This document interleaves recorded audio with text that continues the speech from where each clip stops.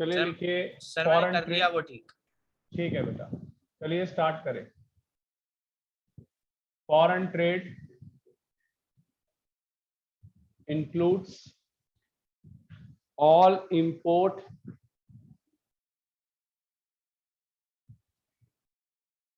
and export to and fro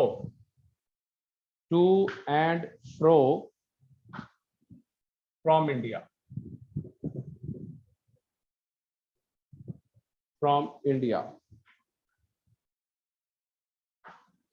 in हाँ जी एक minute, इन 19 एक सेकंड का एक लाइन लिख लो। इन 1950 Indian trade share in the world was 1.78%। ये वर्ड याद रखो। अब बोला यूज। सर मैं ये कह रहा था, इधर टू एंड फ्रो का मतलब यही है ना, लगातार होता रहता है। बिल्कुल बिल्कुल बिल्कुल, टू एंड फ्रो का मतलब है आना जाना लगा रहता है। और सबसे बड़ी मेन चीज है 1.78 और 1950 में हमारा ट्रेड सिर्फ 1.78% था। ये छोटी छोटी चीजें याद रखनी है, बहुत इंपॉर्टेंट है, यही आएंगे पेपर के अंदर। In the first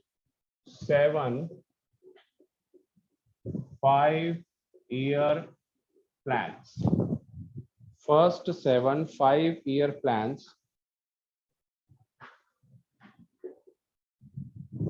trade are characterized by an inward looking strategy, inward looking trade strategy,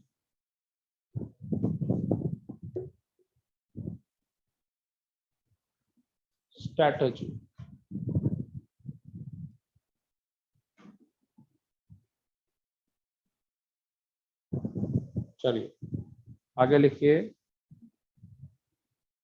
technically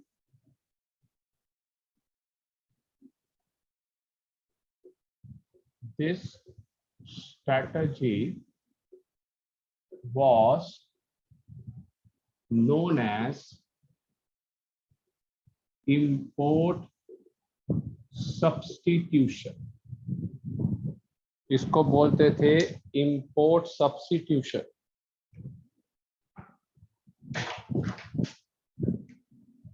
ये मोस्ट इंपॉर्टेंट। तो जो 5-year प्लान के अंदर कुछ किया गया, 7 5-year प्लान्स में जो स्ट्रैटेजी अडॉप्ट की गई उसको बोलते हैं इंपोर्ट सब्स्टिट्यूशन। बेटा इसका कंसेप्ट आपके सैंपल पेपर में है, मैंने आपको उस दिन भी बोला था, जो सैंपल पेपर इशू हुआ है इंपोर्ट सब्स्टिट्यूशन के ऊपर है, बहुत इंपॉर्टेंट है ये।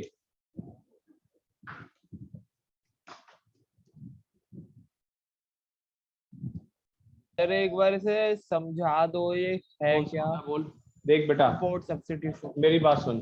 ये फॉरेन ट्रेड है, काम इंपोर्ट एक्सपोर्ट होता रहता है इंडिया में 1.78। फिर आता है फर्स्ट 7-year प्लान के अंदर इनवर्ट लुकिंग स्ट्रैटेजी थी कि हमारे काम को बढ़ाना है। तो हमने कैसी कैसी पॉलिसी इंट्रोड्यूस की, पहले तो compete करने के लिए बाकी कंट्री से, दूसरा अपनी कंट्री के प्रोडक्ट को प्रोटेक्ट करना है फ्रॉम अदर कंट्रीज कि हमारा प्रोडक्ट ज्यादा चले, तीसरा सेल्फ रिलायंस होना बहुत जरूरी था इंडिया के लिए कि अपने ऊपर ही विश्वास करें, अपने हिसाब से ही चीजें बनाएं। तो वो चीज सारी की सारी। तो अभी मैं इसकी डेफिनेशन भी लिखवा देता हूं,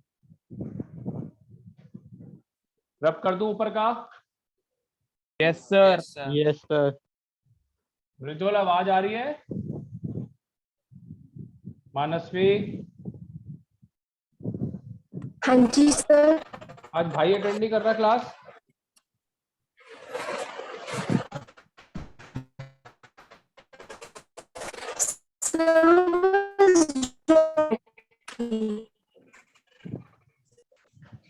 आज भाई अच्छा लॉबी में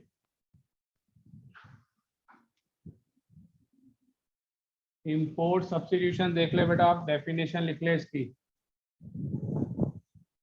इंपोर्ट ठीक है substitution, sir.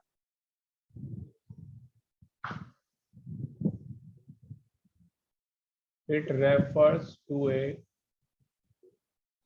policy of replacement, policy of replacement or substitution of import by domestic product, by domestic product.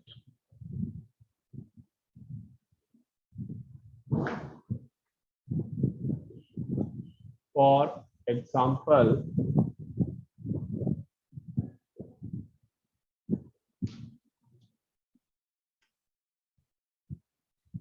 instead of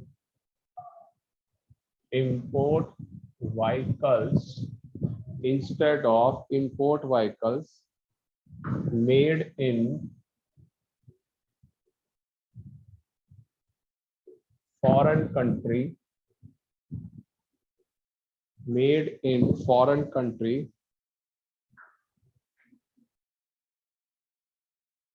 domestic industries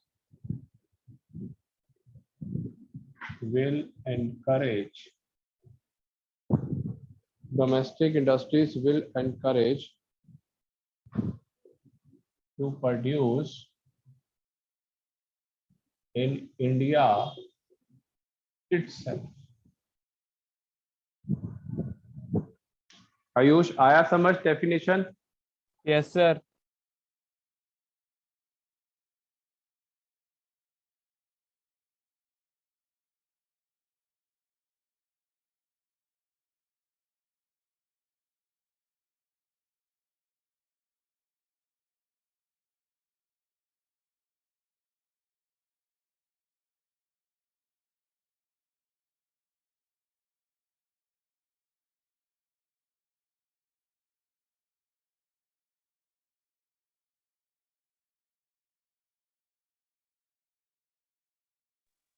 चलिए लिख लिया बेटा?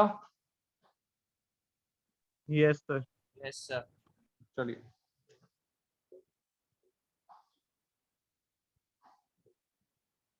basic aim of this policy to protect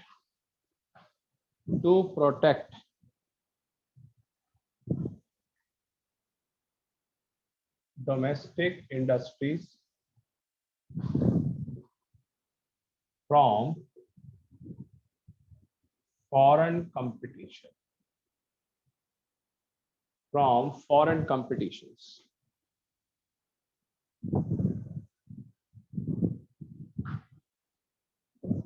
The policy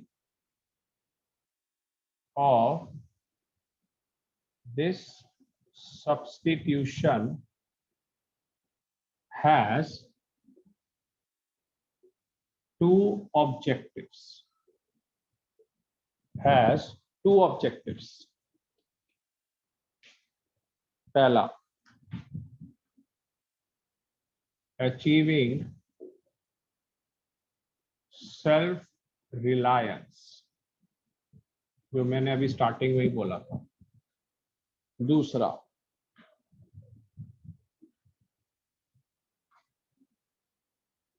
saving of precious foreign reserve,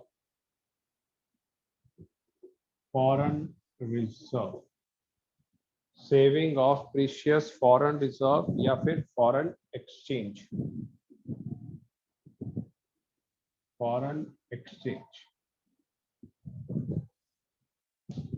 चलिए निखिल सारा बेटा एक बार दोबारा पूरा बोलते, इंपोर्ट सब्स्टिट्यूशन क्या है बेटा, फॉरेन ट्रेड क्या है पूरा? फॉरेन ट्रेड से बोलूं? पूरा फॉरेन ट्रेड से। सबसे पहली चीज फॉरेन ट्रेड इंपोर्ट एक्सपोर्ट होता था इंडिया में लगातार टू एंड फ्रो। दूसरा 1950 के अंदर इंडिया का कितना परसेंटेज था सिर्फ फॉरेन ट्रेड में? 1.78%। 1.78% हो गया, सिर्फ इतना सा 1.78%। फिर उसके बाद जो प्रोटेक्ट करना था उसको हमने पॉलिसी को नाम दिया इंपोर्ट सब्स्टिट्यूशन। Import substitution. और इंपोर्ट सब्स्टिट्यूशन क्या होता है, मैंने अभी लिखा है बोर्ड पे, रिप्लेसमेंट या सब्स्टिट्यूट करना इंपोर्ट को बाय डोमेस्टिक प्रोडक्शन। और मैंने एग्जांपल क्या लिया, इंपोर्ट व्हीकल, बाहर से व्हीकल मंगवाने से बेटर है हम खुद की मैन्युफैक्चरिंग खुद करें, इंडियन मैन्युफैक्चरिंग खुद करें डोमेस्टिक। तो ये आ गया इंपोर्ट सब्स्टिट्यूशन की डेफिनेशन। फिर आ गया इसका एम क्या था, प्रोटेक्ट करना है डोमेस्टिक इंडस्ट्री को फॉरेन से। और वही पॉइंट कि सेल्फ रिलायंस बनना है और जो फॉरेन एक्सचेंज से पैसा आएगा उसको रिजर्व के रूप में रखना है। सर इसमें वो फिर ये भी तो ट्राई करते होंगे कि वो एक्सपोर्ट भी कर सके। बिल्कुल कर सकते थे, मगर यार ये 1950 से 1990 है ना यार, फॉरेन ट्रेड का तो कुछ पार्टिसिपेशन था ही नहीं हमारी कंट्री में, नेशनल इनकम में तो कुछ था ही नहीं। ये तो अब लोगों ने सोचना शुरू कर दिया है। अब जैसे कल हमारे को या 2-4 दिन पहले हमारे को जो ये मेडल मिला है, गोल्डन बॉय ने जो दिलवाया है, मेडल दिलवाया है, तो लोग अब मेहनत करेंगे, इस फील्ड में भी जाएंगे, ट्रैक एंड फील्ड में जाएंगे, एथलेटिक्स में जाएंगे। सर तो ये चीजें होती हैं, ये अभी पहले नहीं थी इतनी सोच इंडिया की, वो अब बदली है 2000 ईयर के बाद। तो 1950 से 1990 के बीच में कुछ भी नहीं था।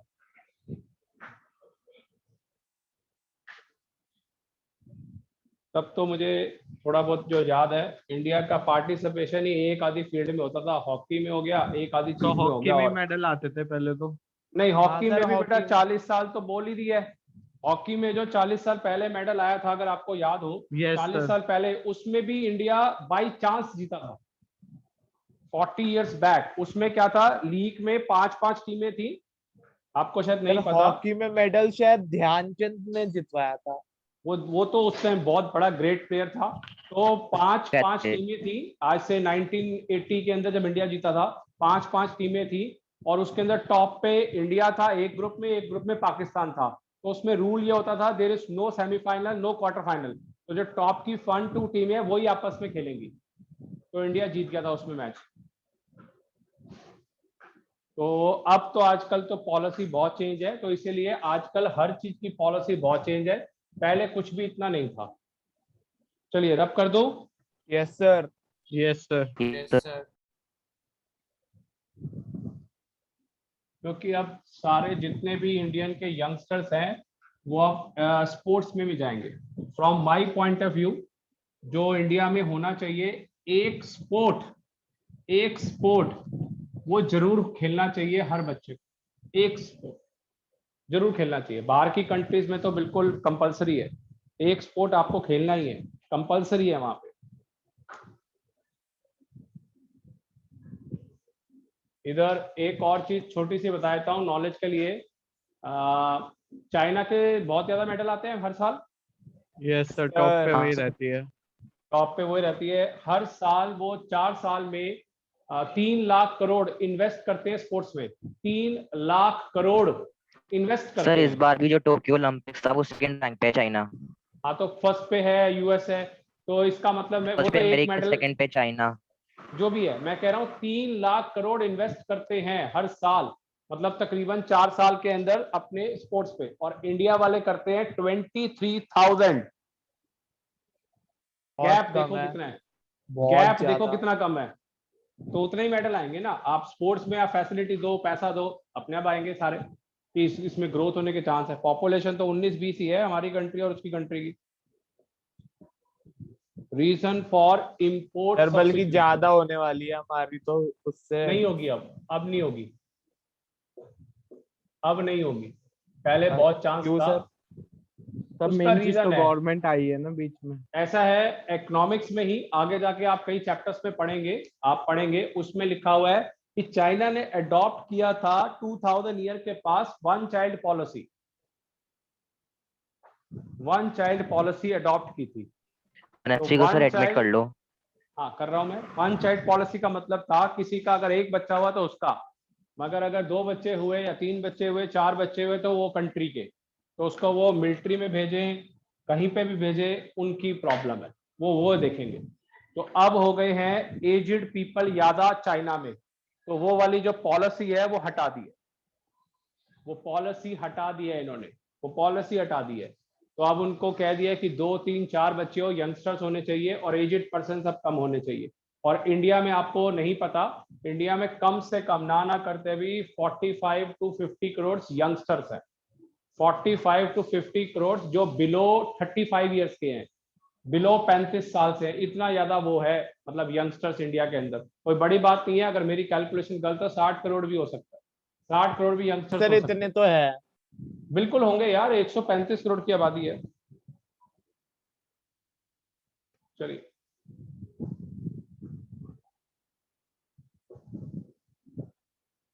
दो पार्ट में डिवाइड है बेटा, reason for import substitution policy. पहला प्रोटेक्शन, दूसरा रिस्ट्रिक्शन। पहला प्रोटेक्ट करने के लिए फॉरेन कंपनी से, और रिस्ट्रिक्शंस बाकी चीजों के ऊपर कि बाहर से आपने चीज नहीं लेनी।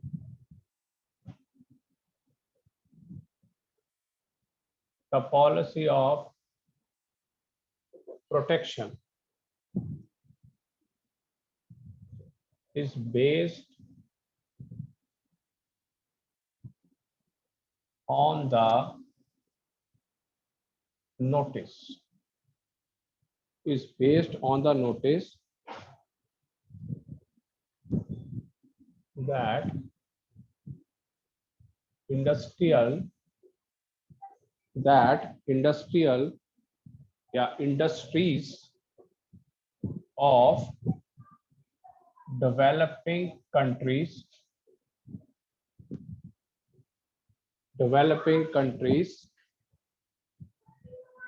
like इंडिया, हमारी कंट्री डेवलपिंग कंट्रीज में आती है,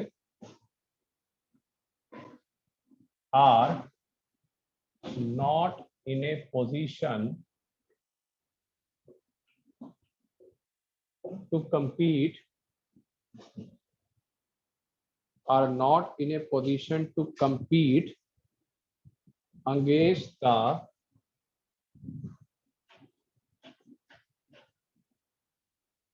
goods purchased, against the goods purchased या produced by more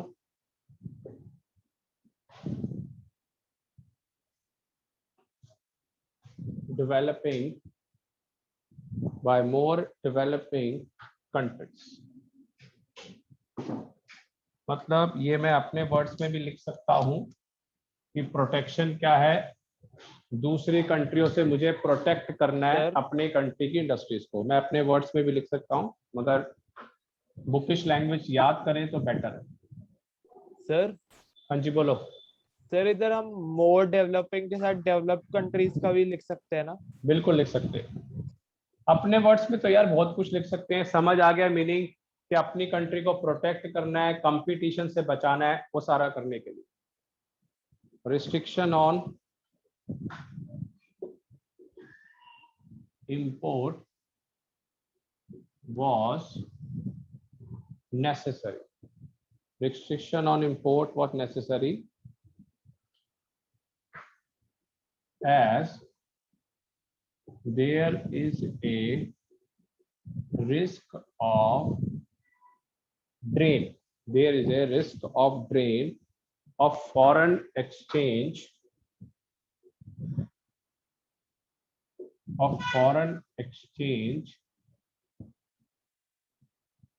reserve, of foreign exchange reserve on the import of luxury goods। ये भी अपने वर्ड्स में लिखा जा सकता है। चलिए फटाफट नोट कर लीजिए बेटा। हो गया सर।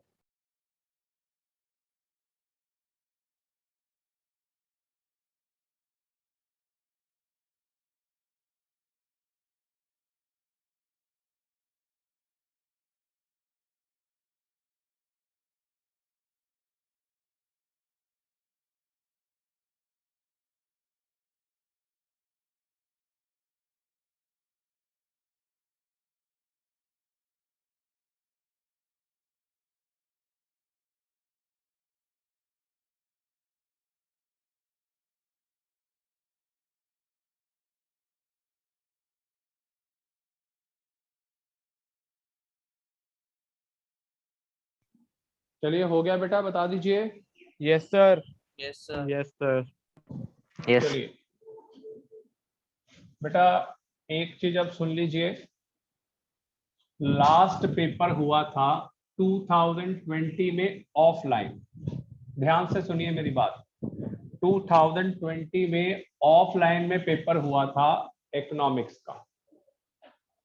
इकोनॉमिक्स का मतलब आउट ऑफ 5 सब्जेक्ट्स में से 4 सब्जेक्टों का पेपर हुआ था, इंक्लूडिंग इको। बिजनेस स्टडी का पेपर नहीं हुआ था, ठीक है। तो आपने बेटा जो है इसके अंदर इकोनॉमिक्स के अंदर जब पेपर आया था नए टाइप का, तो इंडियन इकोनॉमी के अंदर एक बार पहला पॉइंट आया था टैरिफ और quota definition. Tariff and quota 2020 का क्वेश्चन है ये, tariff and quota. Ayush tariff क्या होता है? सर टैरिफ वो एक टाइप का टैक्स होता है जो उस पे लगता है, क्या कहते हैं, गुड्स पे, अलग अलग प्रोडक्ट्स के ऊपर, अलग हाँ अलग अलग अलग प्रोडक्ट्स के ऊपर। चलिए अब और हेडिंग डालिए। कोटा सर 2020 के अंदर, पता है इधर सबको। 2020 के अंदर पेपर में आया था, जब लास्ट पेपर ऑफलाइन हुआ था, last paper protection of import, protection of import through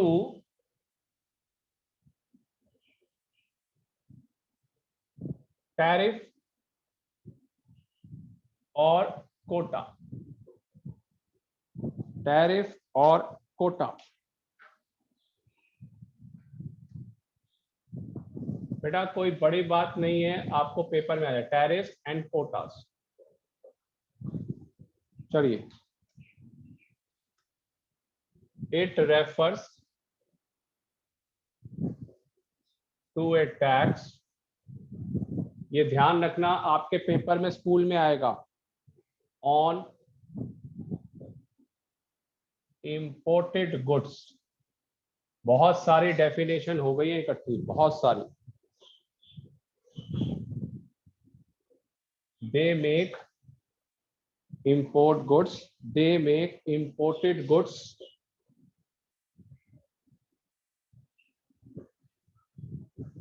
more expensive, and discourage their use। Kavya क्या मतलब बना टैरिफ का बेटा? सर ये एक तरह का टैक्स होता है जो इम्पोर्टेड गुड्स पे लगता है। इस टैक्स से जो इम्पोर्टेड गुड्स होते हैं वो ज्यादा एक्सपेंसिव हो जाते हैं, जिस कारण से जिससे उनका हम जो इसको use होता है इस्तेमाल वो ना करें, कम यूज जिससे हम इसको यूज ना करें। ये केस स्टडी में आएगा पॉइंट, ऐसा जरूर यूज होगा इसका पॉइंट। टैरिफ का मतलब क्या है? सर ऐसे ही अलग सी चीज ना हमें मैम ने मैक्रो में भी पढ़ाई थी एक। बिल्कुल बेटा, जरूरी है ऐसी चीजें करनी, ये काम आएगी सर वो केस स्टडी था में। Leakages and injections. वो बेटे कोर्स में नहीं है वैसे, वो पता है सर्कुलर फ्लो में है, वो सर्कुलर फ्लो अच्छा ऑफ सर। इनकम में। सर Fixing शायद the कोर्स maximum- आने से पहले पढ़ा दी थी मैम ने, वही इसलिए तो मैं कह शायद। रहा हूं। साफ कर।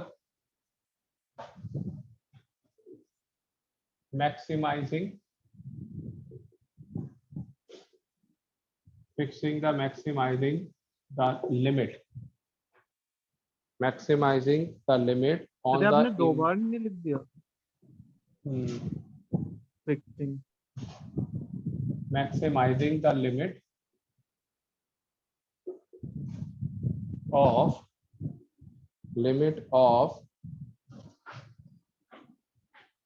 on लिखिए, on the import of the goods, import of the goods by a domestic producer।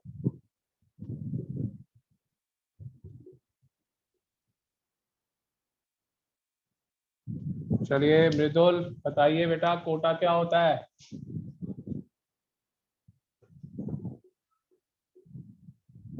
मृदुल, मानसवी क्या होता है? तो सर इसका मतलब होता है कि ऐसा है जो डोमेस्टिक प्रोड्यूसर है ना, उनको एक पार्टिसिपेशन के लिए एक प्रोडक्ट दे दिया जाता है कि आपके पास इतनी लिमिट है, इतनी ही आप मैन्युफैक्चरिंग कर सकते हो। और ये क्या होता है, टैरिफ टैक्स ज्यादा लगा दो जिससे जो डोमेस्टिक हैं वो यूज जो ना यूसेज करें, है वो कम हो इग्नोर जाए। करें। बिल्कुल ये है बेटा। चलिए एक क्वेश्चन मैंने करा दिया है, मेरे पास सिर्फ 3 क्वेश्चन रह गए हैं, ध्यान से सुन लीजिए। इंडियन एग्रीकल्चर 1950 से 1990 का ब्रीफ, इंडस्ट्रियल सेक्टर का 1950 से 1990 का ब्रीफ, क्या अचीवमेंट थे क्या डिस्करेजमेंट थी दोनों, और तीसरा रह गया सेंट्रल प्रॉब्लम को सॉल्व करने वाला। सिर्फ 3 क्लासों का काम रह गया बेटा। चलिए क्लास को वाइंड अप कर रहा हूं, नेक्स्ट क्लास को ज्वाइन करेंगे, फॉरेन ट्रेड पूरा खत्म।